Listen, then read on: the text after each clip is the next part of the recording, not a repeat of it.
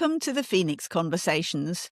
Second chances, fresh starts, and powerful new chapters. I'm Lucy Makara, author and entrepreneur, and each week I talk to men and women who've lived through turning points and come out brighter on the other side. Whether this is the first time you've listened to this podcast or you're a regular listener, if you haven't already, I'd really appreciate it if you'd hit follow and subscribe. Today I'm talking to Susan Quilliam. Susan is a relationship coach, facilitator and writer who supports individuals and couples to know themselves deeply so they can navigate the challenges of loving human connection. Susan has worked in the self-development field since 1984, has coaching practices in London and Cambridge, and has authored 22 books on relationships, published in 23 countries and 24 languages. One of Susan's major pieces of work was the update and rewrite of Alex Comfort's classic book, The Joy of Sex,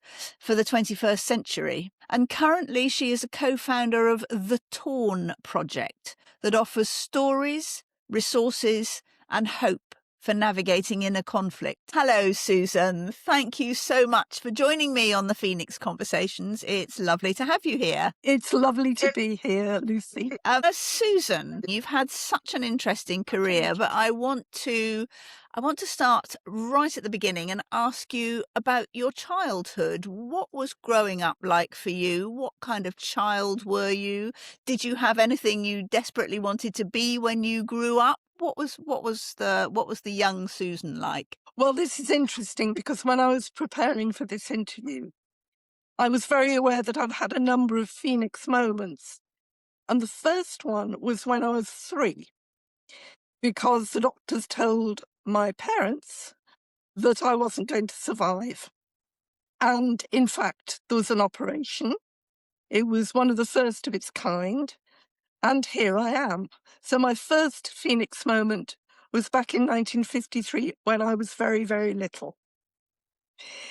And childhood was lovely. I was an only child, loving parents, growing up in Liverpool. I think I've lost most of my accent, but interesting times. Loved school. Began to write very, very early. Began to be interested in people very, very early. And both of those strands have influenced my whole life. So it was there at the beginning, I think. So when you were young, when you were a child, you also wanted to write? I loved writing. I had the voices in my head, which I wrote down, and then my mum corrected my grammar. And I did little poems and I did little books, and I must have been a total pain, to be honest with you.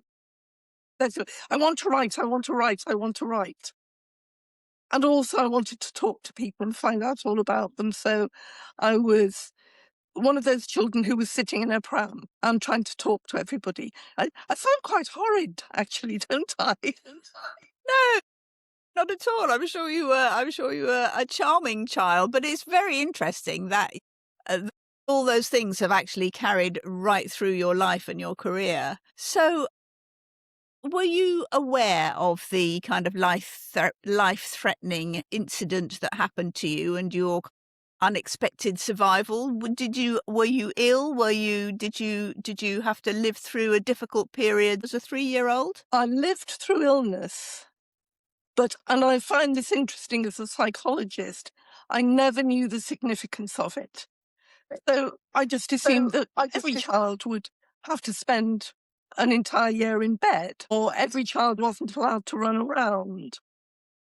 My parents handled it very, very well. So I didn't take on board many of the difficult things about my own individuality, my own certainty. I never knew that my life was in danger. And that brought me up to be, I don't know, in some ways quite courageous, because I didn't know there were no dangers in the world. I didn't know that. That's very interesting. So you sort of grew up taking risks without realizing they were risks, perhaps. You are very, very insightful, yes. And my guess is that that's run throughout my whole life. I've never been one to fight shy of a risk. So, Susan, I know you went to Liverpool University because we were both there at around the same sort of time. I mean, you didn't, you were living in Liverpool, so did you stay at home for your university student life, or did you move out and with other students? The first 3 years, there was no question that I was well enough to live on my own. And then after I left university, I took a teaching diploma. And then I did live away from home. And then I had to return because both my parents were ill.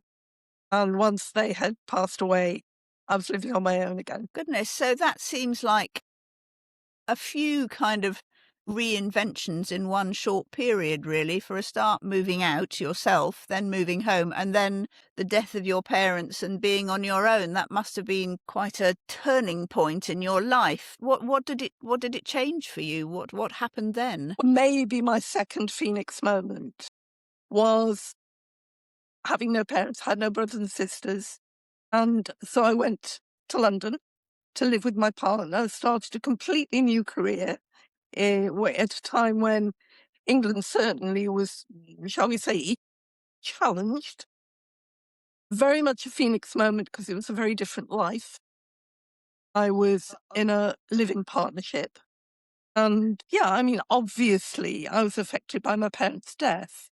But there was also a sense that I had a future, a very different future, not the one clearly that one would have chosen.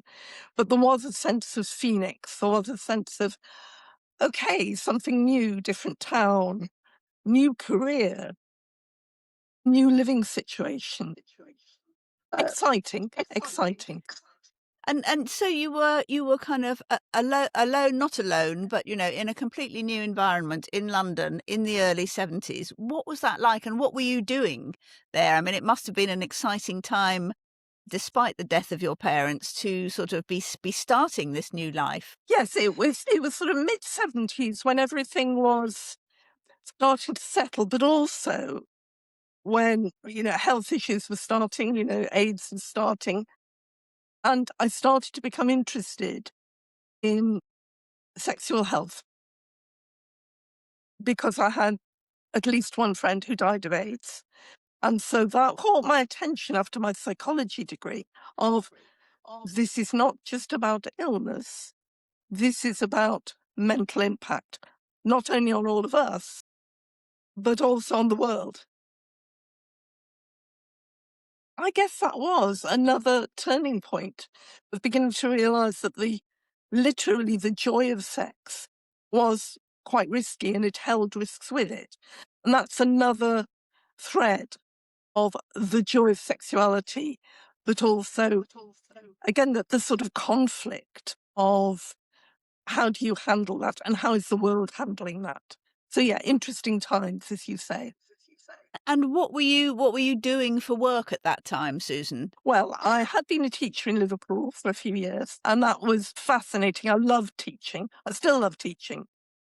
But when I moved to London, I moved into publishing, and it was a publishing house who actually expected its employees to write as well as edit and publish.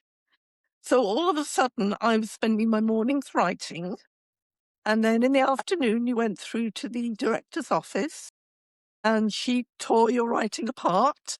And then you went back in the late afternoon, and then you got into work the following day and you rewrote. And it was a wonderful training. I enjoyed it. It was hard. You had to get used to your writing being picked apart and improved. And you had to get used to going back and starting again. And I lived slightly out of London, so I travelled in and out every day. And again, my world, if you like, got just a bit broader in that sense. Again, and I'm going to keep saying this throughout the whole interview, they were exciting times. And what was your writing? It sounds like an incredibly, I mean, maybe slightly painful, but an incredibly good grounding in writing you were getting from your boss, your editor. But what was it that you were writing? I was writing primary school reading books. So we had to find a lot of stories. We went out and interviewed people. We talked to ordinary people. We talked to school children. What did they want to know about? And we put together books which they were reading for probably 7 to 11-year-olds, which combined fact and fiction, short pieces, long pieces. It was an absolute apprenticeship. That is a wonderful skill to take forward. So how long did you do that for? And then what happened after that? So, Phoenix moment. I did that for just over 4 years. And then a colleague and I in the publishing company decided that we would start our own company, but doing the same sort of thing, but for secondary pupils. We set up on our own. It was the first time I'd ever run a company. We had to do everything ourselves. We had a warehouse for the books out in Stevenage, travelling backwards and forwards. And again, more of the same, but this time, and this was a shift. This time it was me deciding what I would write, how I would write it, how I would sell it, how I would deliver it. And there was a wonderful feeling of being even more alive than before in taking charge of it. And yeah, we made some mistakes. I remember vividly receiving a book back from the printers in the old days when we used to have, 20,000 copies published, and I opened the book. The page I opened it at had a heading which included the word accommodation. I still can't remember how many C's and how many M's are in it, but it wasn't the right number. 2 of each. Yes, I probably put 5. Yes, you sit there and you think, yeah. That as a publisher, but it's not so bad these days with print on demand. You can easily change it and junk a few early copies, but when you've printed 20,000 copies, that is a nightmare, especially I imagine if you're writing for children. You cannot have the spelling mistake in there. Indeed, yes. So what you were actually doing then, although probably nobody called it that at the time, Susan, was that you had become an entrepreneur and a founder, which, everybody would categorize as that these days, if you start your own company. But in those days, I was sort of doing not something similar, but also starting a publishing company at the same sort of time. Nobody talked about entrepreneurship and learning how to run a company and, being a founder and having your own IP and your own business. It was just a kind of get on and do it kind of thing. It was indeed. And I also have to say that the gender awareness at those times was very interesting. We used to take our books to exhibitions. There was no internet at that time. We went out, we took the books, we went to the stand, we sold them off the stand, we talked to teachers, we talked to buyers. And time after time after time, if I was manning the stand on my own, if I was there, somebody would come up and say, where's your boss? And my colleague was male. So if he turned up, they would turn to him rather than me. And I did an awful lot of metaphorical ankle kicking at that point, Actually, I'm a founder. I'm sure you remember it. Yes, absolutely. It was all too common, and not that it's gone away completely, but it's certainly better now. So how did your company go, Susan, and how long did you stay doing that? And I know it's not where you are now, so something must have changed after a bit. The company is still going under a different name. It's now called the Chalkface Project. I don't run it anymore.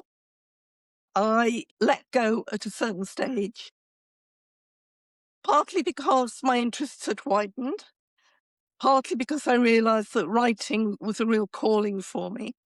And if you're running a company, you don't have very much time you don't have as much time as you may want for doing the writing. So I let go of that and I set up as a freelance writer. I by that time had a lot of contacts. And I had also developed an interest in counselling. And I started training as a counsellor. And I realised that at the time, which was early 80s, there were very few books being published in Britain, as opposed to America, on self-development, and hardly any on self-development as it relates to relationships. I mean, now I've broadened my field, but at the time in the early 80s, I started writing, being commissioned and writing books on relationships. And at that time, there were maybe 200 books a year on self-development being published in Britain. I don't know how many thousands of thousands and thousands there are being published now. And with the internet, everything you write can become worldwide. It was very different. But I was able to move over to writing and make a good living from it. And the publishing company is still going, so I'm happy that that hasn't, gone. But my vocation seemed to be in the writing. So where did that take you, subject matter wise? Because you moved away from writing for children, as you say, you moved into self-development and relationships. And where did that go from there? Because you've become a well-known expert in your field. This is interesting. I never thought I would be grateful to the 2008 credit crunch crash. I had just had some real success with my books. I think to date, I've written 22 books in 24 languages, 36 countries. I tried to remember the figures, but it was a lot.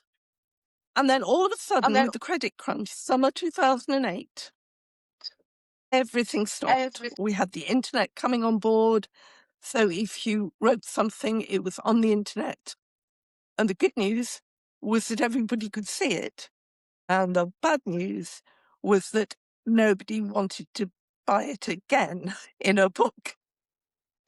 And there were a lot of things happening. I mean, you possibly remember it, Lucy, but I was talking to 2 TV production companies and they both went bust. It was really, really hard.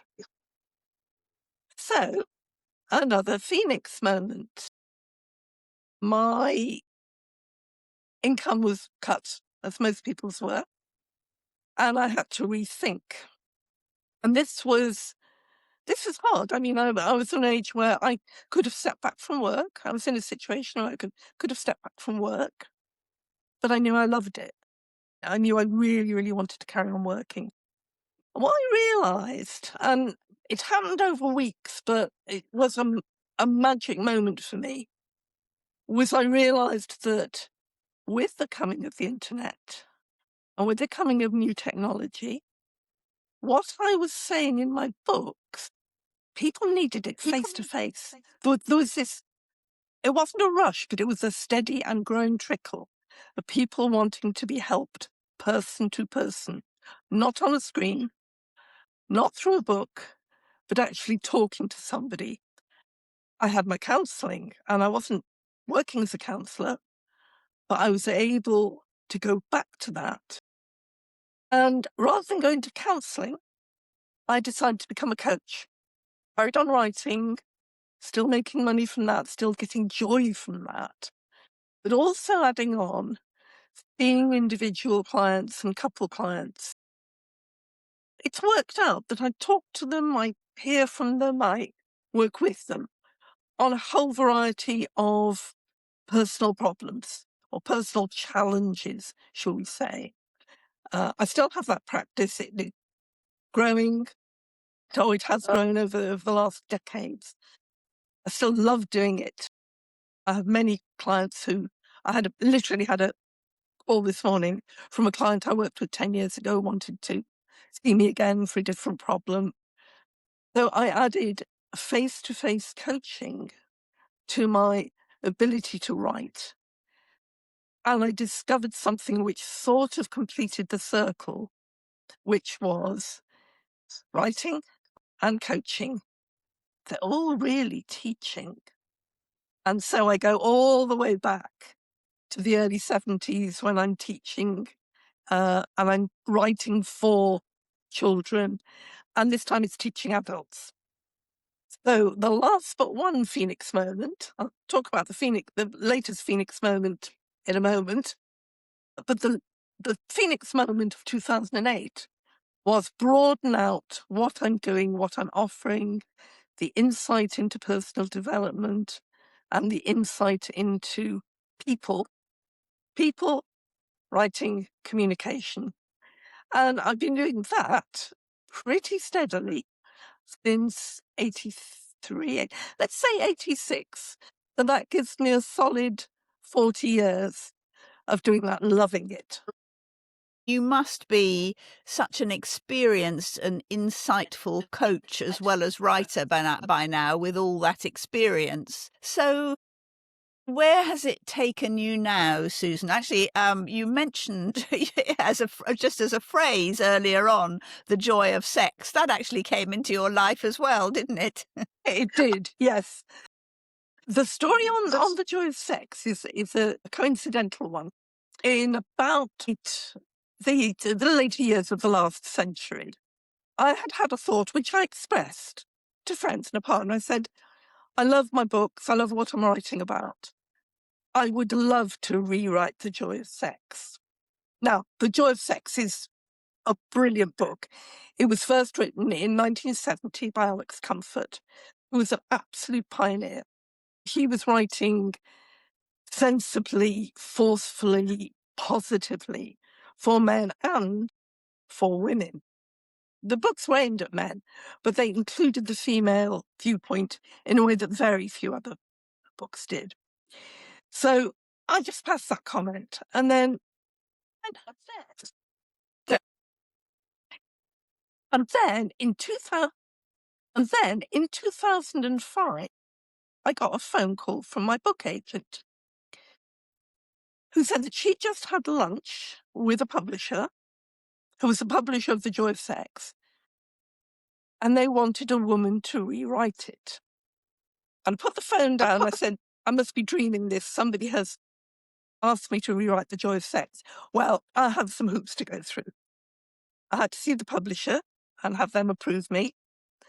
I had to see the original author, Alex Comfort's family, and make sure that they approved of who I was. I had to have a long think. I mean, this was going to be several years' work with a team of researchers to make it updated and credible. But in the end, they liked me. I liked them. We spent 2 years, and I actually took on another employee to help me to do the research. And it was published in September 2008. I'm so fond of it. It's such a wonderful book to begin with.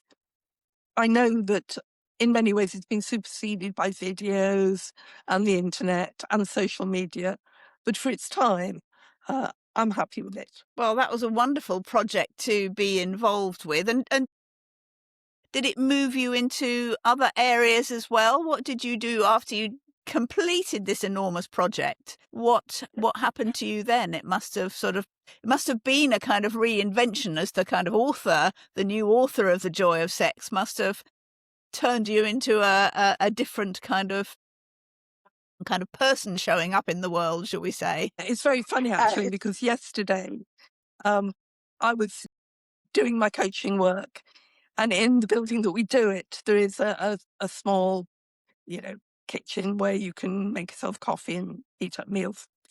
And 2 women walked in and said, oh, hello, where?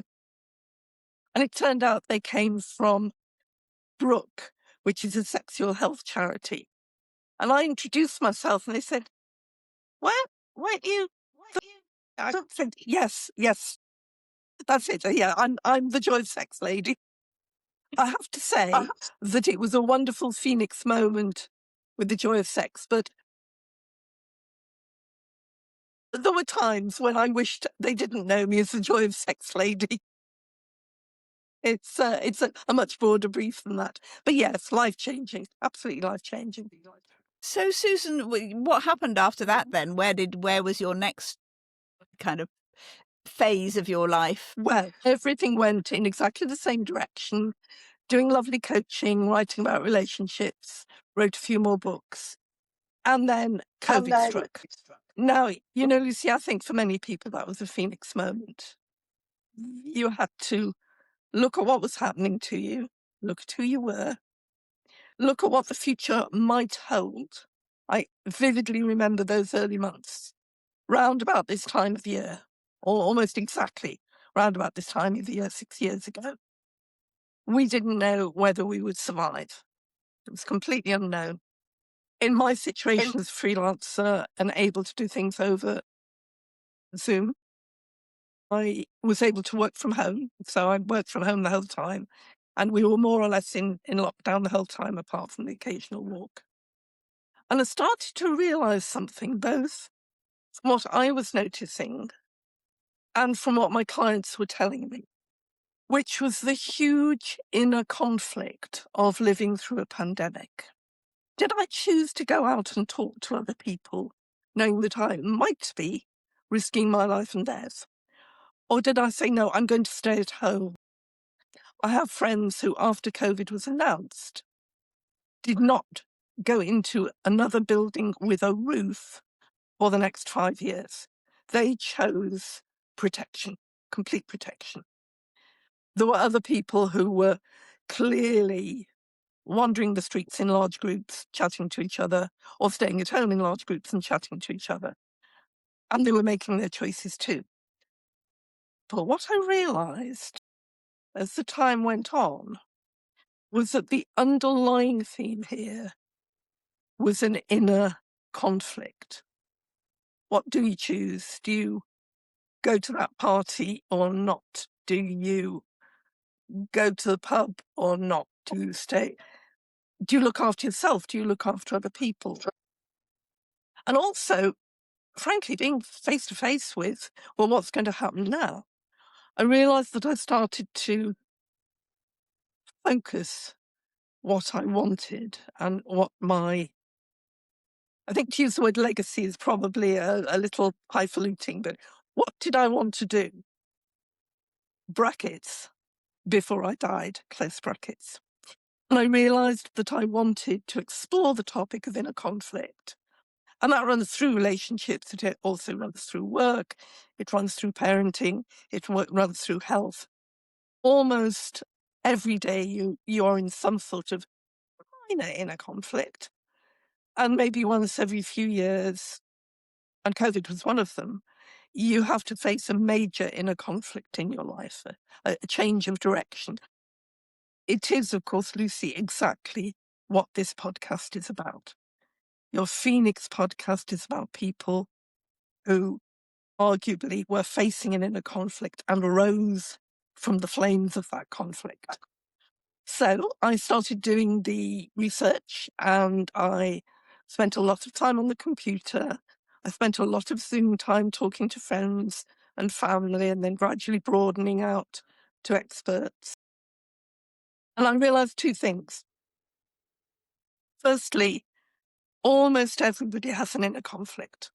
And the second thing is that society judges that. We get told to make a decision or pull ourselves together or come on, it's easy, I would do this. So there's something in there.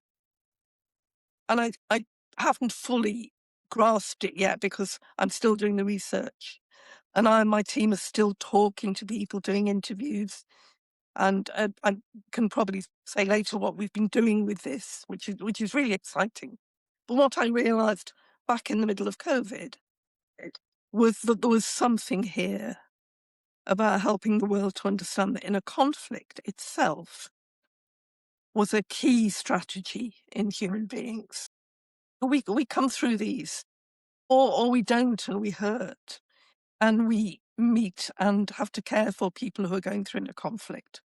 So one way or another, it's there, it's undeniable, and it's actually a wonderful strategy. I mean, if we didn't go through these things, if all the great people you've talked to haven't gone through their inner conflicts, we wouldn't be fully human. We wouldn't be succeeding as we are.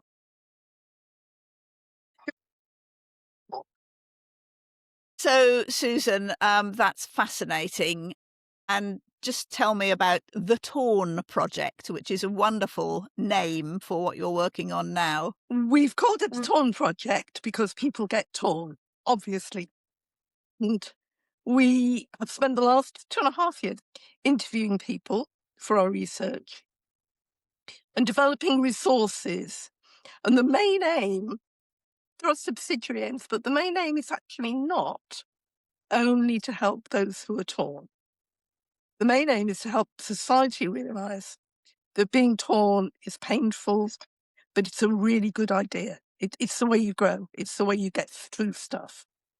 And human beings have, well, we've discovered a myriad of strategies to get through in a conflict. We're at the point where we now have 15 months worth of our Instagram. We have a website. We have, well, we're just finishing the first season of podcasts, 12 podcasts, all of which explore through interview, through research, talks with many ordinary people who have experienced in a conflict, but also with experts in the field. And we also are running webinars, and we're getting lots and lots of interest, and we are spreading it. Let's go into different areas, workplace and relationships and health. I've already been teaching for 3 years on inner conflict at Cambridge University, and it is so exciting. But at my age, I'm 75, it's probably my last big work Phoenix adventure. And I couldn't be happier. I really couldn't. That's wonderful. That's a fantastic thing to be doing. And whether it's your last one or not, I suspect it will take you for quite a distance anyway, and not be something that ends quickly. Susan, thank you so much for sharing your reinvention moments and your life and work with us on the Phoenix Conversations. I'm really grateful to you, and it has been absolutely fascinating. Thank you. It's been a privilege as well as a pleasure. Susan, thank you again for sharing your very personal and unique journey with its fascinating twists and turns around the golden threads of people, relationships, and writing in your life. I look forward to seeing the impact of the Torn Project as it develops. And for more inspiring reinvention stories, follow and subscribe now to the Phoenix Conversations on Spotify, Apple, or YouTube, or maybe all three. You can connect with me on Substack, YouTube, LinkedIn, Instagram, TikTok, Facebook, and X. My unspellable and unpronounceable name means I am the only Lucy Macara on the internet, and I'd love to hear your reinvention story. I look forward to seeing you on the next episode.